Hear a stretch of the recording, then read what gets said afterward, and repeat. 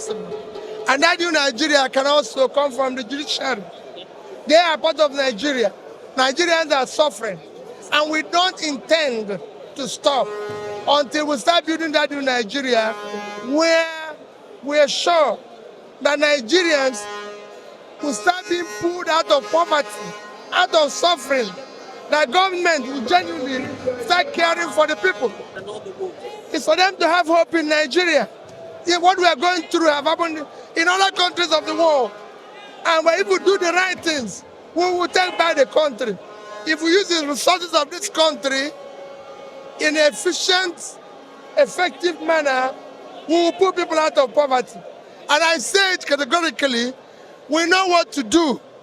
It is there. All we need to do is to do the right things, starting from fighting corruption.